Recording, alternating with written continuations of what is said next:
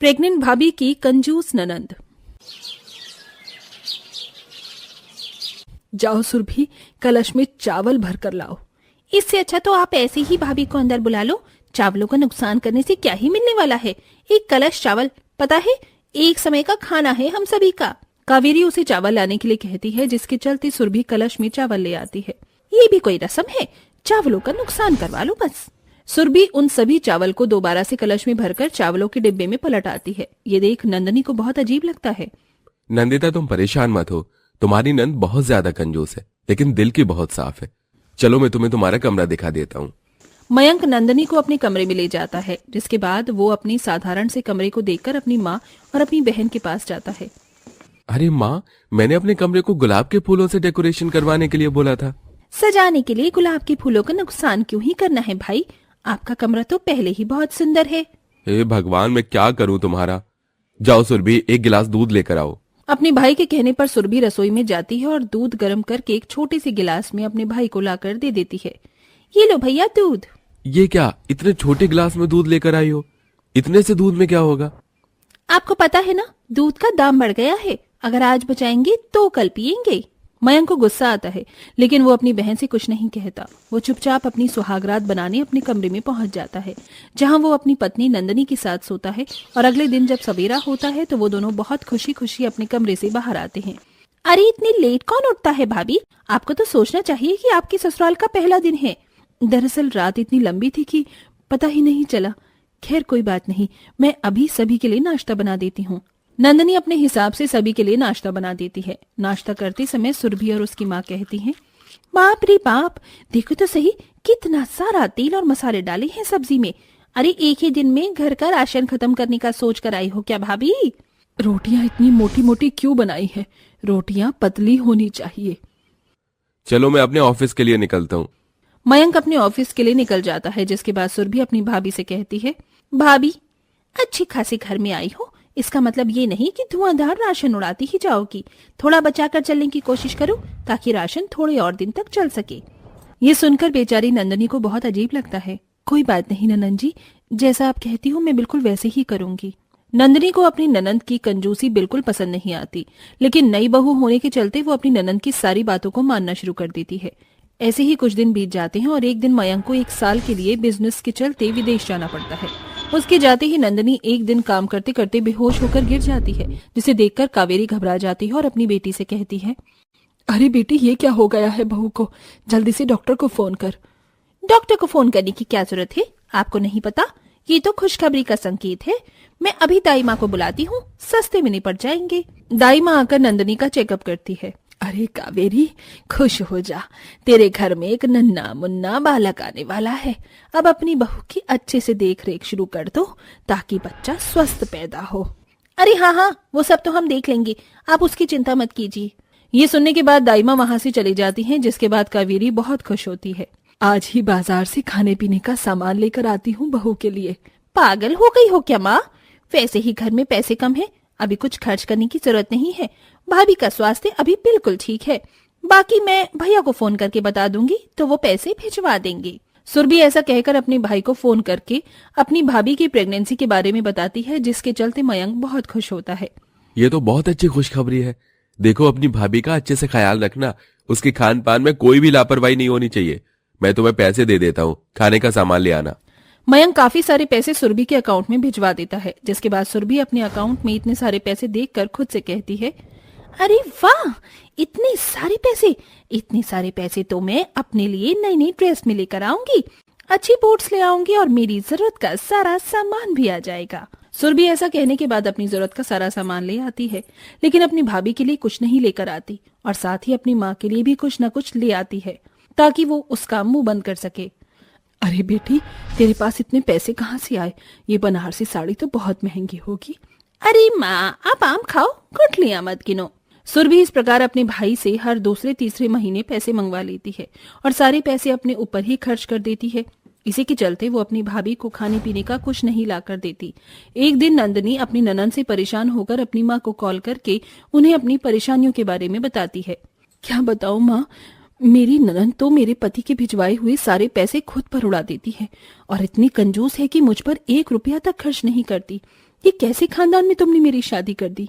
अगर ऐसी बात है तो कोई बात नहीं बेटी, मैं तेरे खाने पीने का सामान भिजवा देती हूँ। मालिनी अपनी बेटी नंदनी के लिए खाने पीने का सामान भिजवाती है, लेकिन सुरभि फिर से अपनी कंजूसी दिखाकर अपनी भाभी को हल्का फुल्का खाने को देती है और बाकी सारा खुद अपनी माँ के साथ मिलकर खा लेती है। इस प्रकार वो नंदनी का जरा भी ध्यान नहीं रखती। देखते ही देखते वो दिन भी आ जाता है जिस दिन नंदनी को लेबर पेन होता है। आई, ओ माँ जी मुझे पेट में बहुत दर्द हो रहा है। रुक जा बहू, एम्बुलेंस आती ही होगी। एम्बुलेंस क्यों माँ? बेकार में पैसे खर्च कर रही हो। दाई माँ को बुला देती हूँ, वो यहीं पर डिलीवरी कर देंगी। सुरभि उस दिन भी कंजूसी करने की सोचती है, लेकिन तभी एम्बुलेंस आ जाती है, जिसके चलते कावेरी नंदनी को अस्पताल ले जाती है। नंदनी की हालत देखकर डॉक्टर उसे ओपीडी में लेकर जाते हैं।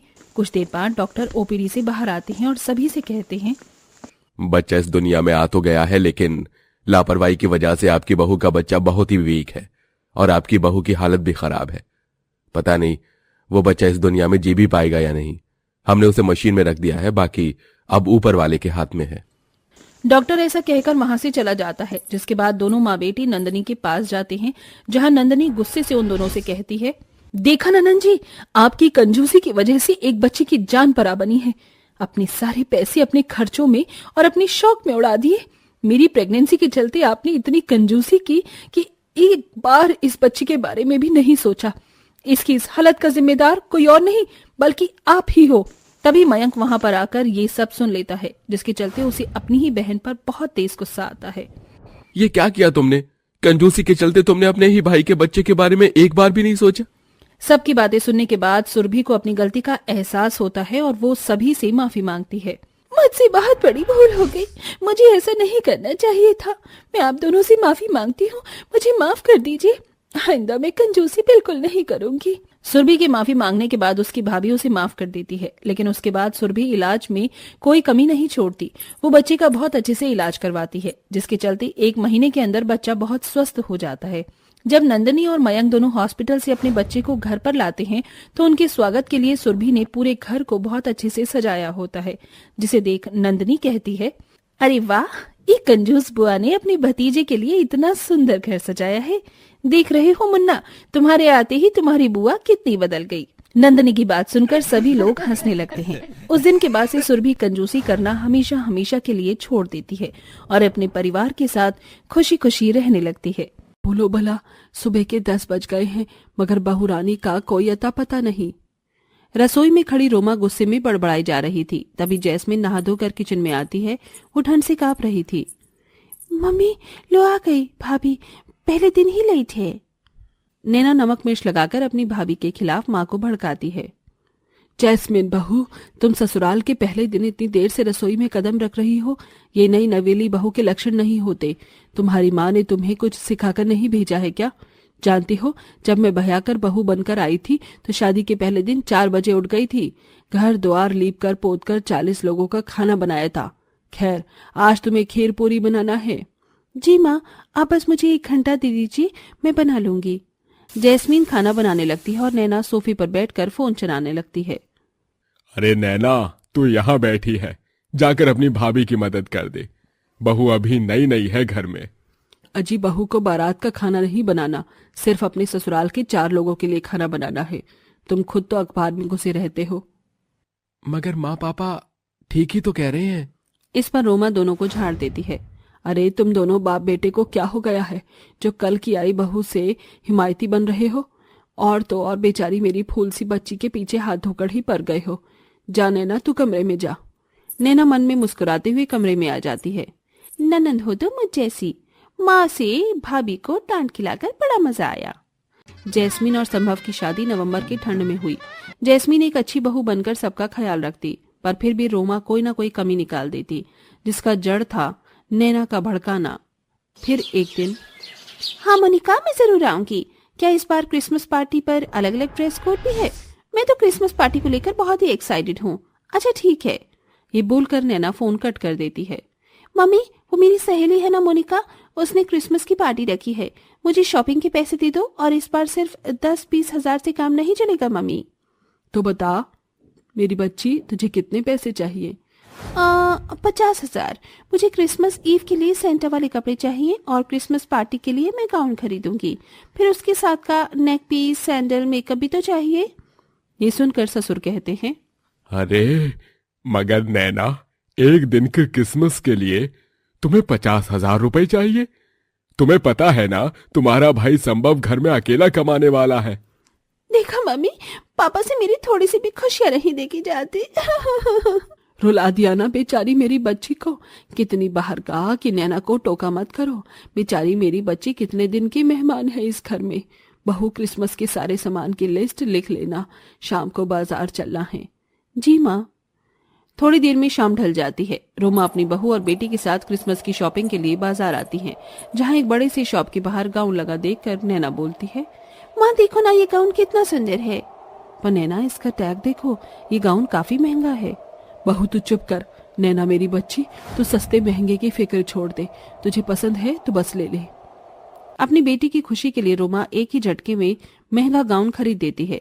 दोनों आगे बढ़ते हैं, तभी बहू को एक गर्म सूट पसंद आ जाता है। सासू माँ देखिए ना, कितना सुंदर सूट है। आपकी पसंद बहुत ही अच्छी है बहन जी। यह रेड सूट क्रिसमस के लिए सबसे ज्यादा बिका है। बस एक यही आखिरी पीस बचा है। कितने का है भैया? 2,000 का है। सूट का दाम सुनकर सास बड़ी बड़ी आंखें करके कंजूसी करते हुए कहती है 2,000? ऐसा भी क्या रखा है इस सूट में? जैस्मिन बहू, आके दूसरी दुकान में देखेंगे, ये दुकानदार तो ठग रहा है। पर माँ जी, मुझे यही सूट पसंद है, देखिए ना कितना प्यारा है। अरे क्यों एक क्रिसमस के लिए 2,000 का पत्ता कटवाने पर तुली है? वैसे भी मेरे पास बहुत सारी भारी साड़ी रखी हैं, मैंने बस 1-2 बार ही पहनी होंगी, पहन लेना। और नहीं तो क्या भाभी, और आपको कौन सा मेरी तरह क्रिसमस की पार्टी के लिए बाहर जाना है? उफ, ये शॉपिंग के थैले पकड़कर तो मेरे हाथ ही दुख गए हैं। ये लो भाभी, आप पकड़ो। दोनों माँ बेटी बेचारी बहू को बाजार की भीड़ में पीछे छोड़कर आगे बढ़ जाती हैं। जैस्मिन का मन उदास और उसकी आंखों में आंसू थे। सासू माँ ने नैना के लिए एक बार में 20,000 का गाउन खरीद दिया और मेरे लिए एक सूट भी नहीं, सिर्फ इसलिए कि मैं उनकी बहू हूँ, बेटी नहीं। ये सोचकर जैस्मिन अपने मायके के दिन को याद करती है। जैस्मिन, ये देख, मैं तेरे लिए क्या लाई हूँ। माँ, ये तो वही गाउन है जो मैं क्रिसमस के लिए खरीदना चाहती थी, पर माँ ये तो बहुत महंगा था, पैसे कहाँ से आए? तो वो सब छोड़, देख मैं गाउन के साथ तेरे लिए क्राउन भी लाई हूँ, तो क्रिसमस पर ये भी लगाना। इस साल मायके में तेरी आखिरी क्रिसमस है, उसके बाद अगले साल तो तेरी पहली क्रिसमस तेरी ससुराल में होगी। बस गॉड तुझे हर खुशी दे। ये कहते हुए गरीब मारिया की आंखें भीग जाती हैं। मारिया ने अपने पति विल्सन के मर जाने के बाद अकेले ही जैस्मिन को पाल पोस कर बड़ा किया और एक केक की शॉप चलाती थी।